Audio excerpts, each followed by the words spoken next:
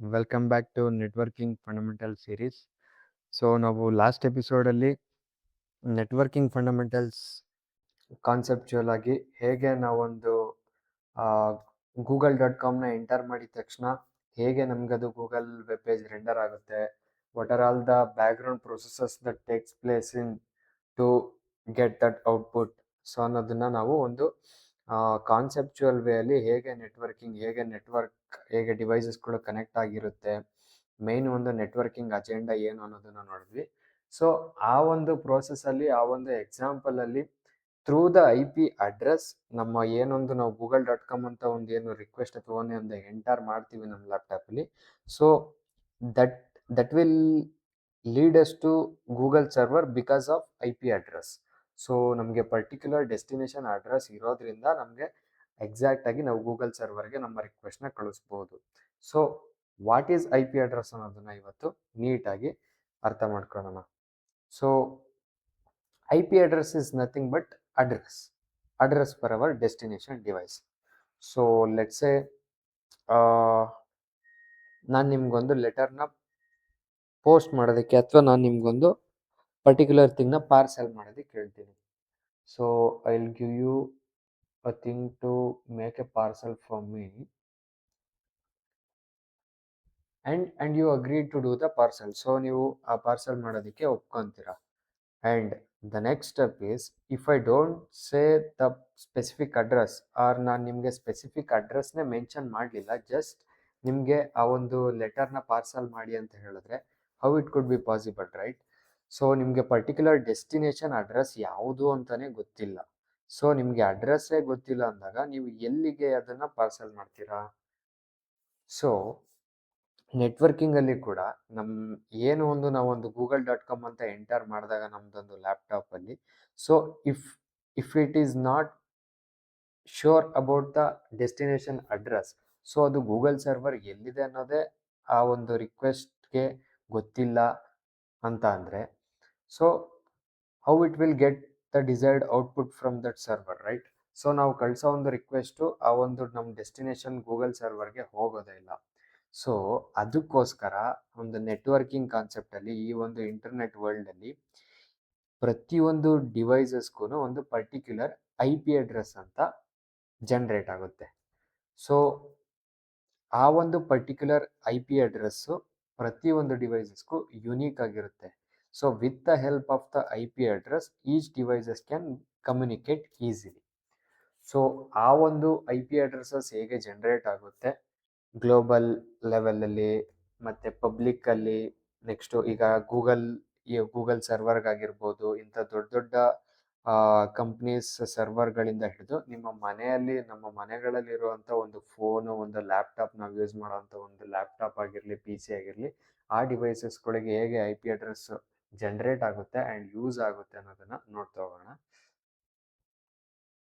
So ಈ ಸಿನಾರಿಯೋದಲ್ಲಿ ಒಂದು simple ಎಕ್ಸಾಂಪಲ್ನ ತಗೊಳ್ಳೋಣ.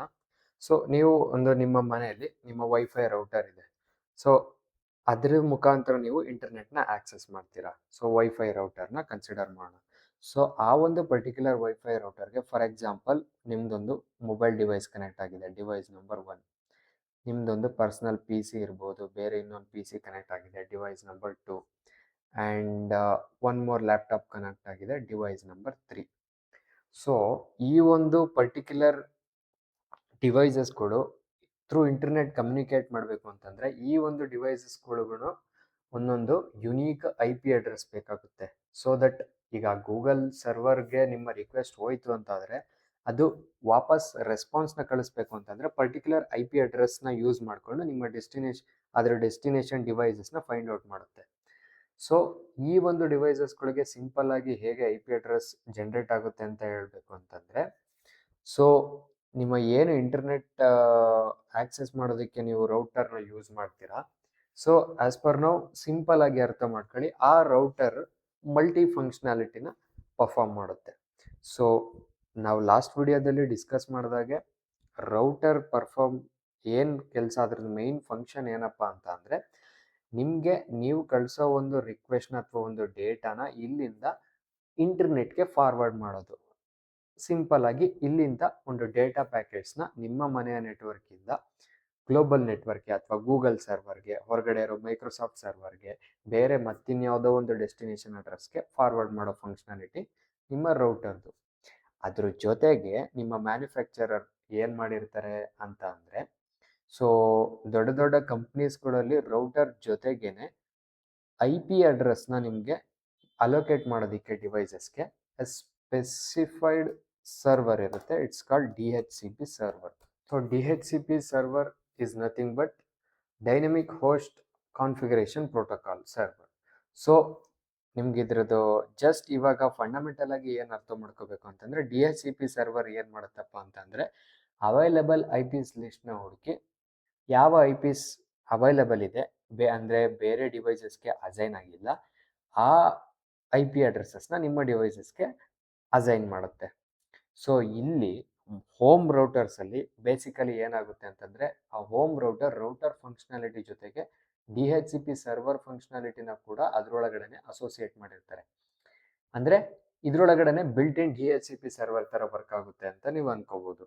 ಸೊ ಈ ಒಂದು DHCP ಸರ್ವರ್ ಅಥವಾ ನಿಮ್ಮದು ರೌಟರ್ ಇರ್ಬೋದು ಏನು ಮಾಡುತ್ತೆ ಅಂತಂದರೆ, ಅವೈಲಬಲ್ IP ಅಡ್ರೆಸಸ್ನ ನಿಮ್ಮ ಡಿವೈಸಸ್ಗೆ ಅಸೈನ್ ಮಾಡುತ್ತೆ.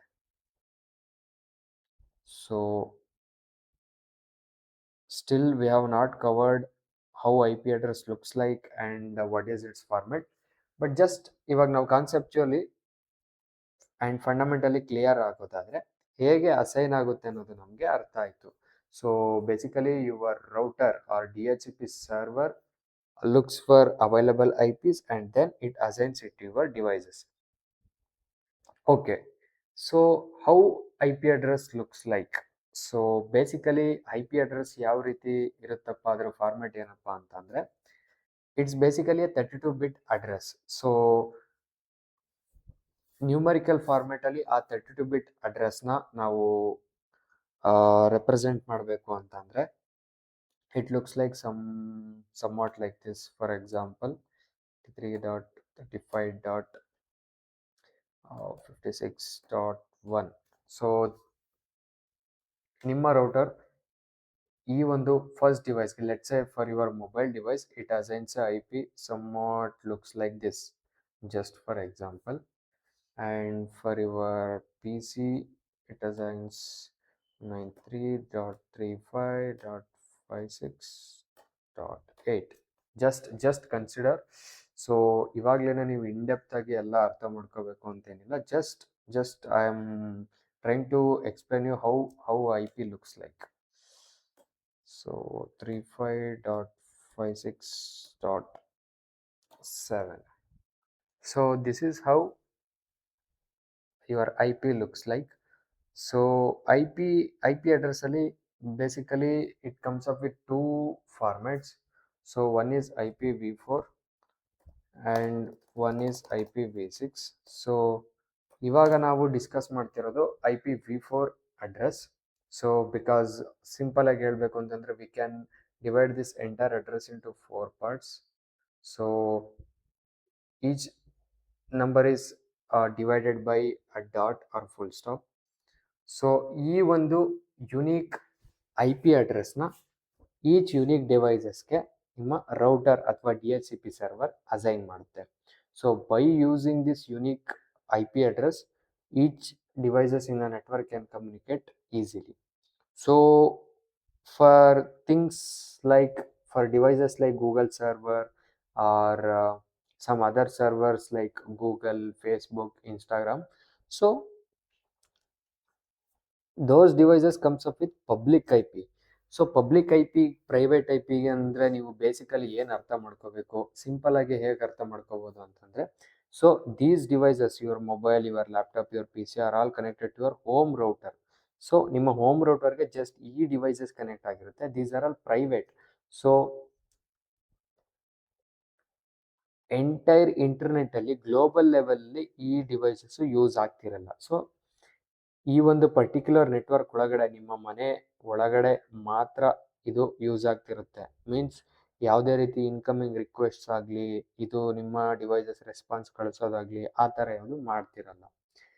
But when it comes to Google, so Google ಏನು ಮಾಡುತ್ತೆ ಅಂತಂದರೆ, so it will serve it will sends back the response. So Google itself provides a application as a service. So ನಾವು ಹೇಗೆ Google application use ಮಾಡ್ತೀವಿ, so ಆ ಒಂದು Google application ನಮಗೆ render ಆಗೋದು, ನಮಗೆ ಔಟ್ಪುಟ್ ಬರೋದು ಎಲ್ಲ because Google server serves that service to us. So ಈ ಒಂದು ಪರ್ಟಿಕ್ಯುಲರ್ ಸರ್ವರ್ನ ಯುನೀಕ್ ಆಗಿ ಐಡೆಂಟಿಫೈ ಮಾಡೋದಕ್ಕೆ ಒಂದು ಪರ್ಮನೆಂಟ್ IP ಅಡ್ರೆಸ್ ಅದಕ್ಕೆ ಅಲೋಕೇಟ್ ಆಗುತ್ತೆ. As per now we can understand as internet service provider.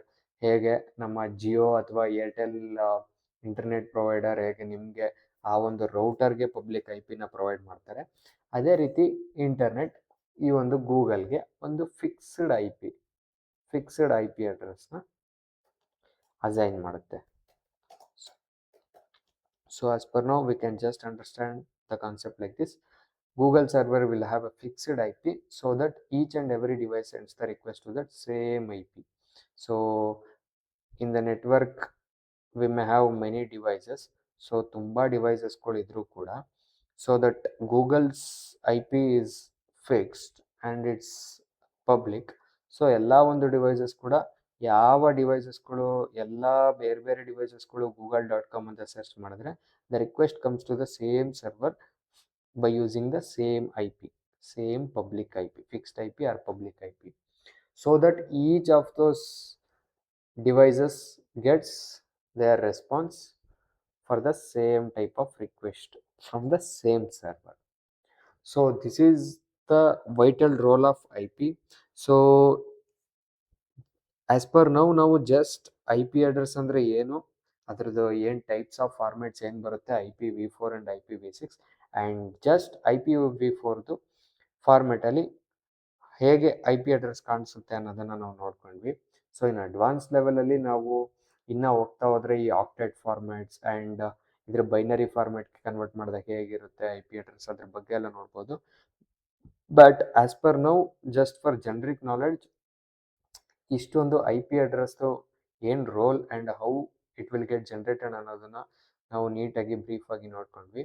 So in upcoming ವಿಡಿಯೋದಲ್ಲಿ so we will see how we can make a partition of the network within our network. So let's say ನಿಮ್ಮ ಒಂದು ಆರ್ಗನೈಸೇಷನ್ನಲ್ಲಿ ಒಂದು 100 networks ಇದ್ದರೆ, 100 devices ಇದ್ದರೆ, so how can we divide that 100 into 50-50 or 70-30, and how can we make that two different networks in one single organization to segregate all those devices completely ಅನ್ನೋದನ್ನು ನಾವು ಒಂದು simple example ಮುಖಾಂತರ ಅರ್ಥ ಮಾಡ್ಕೊಳ್ತಾ ಹೋಗೋಣ.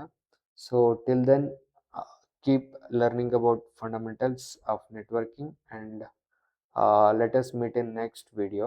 Thank you.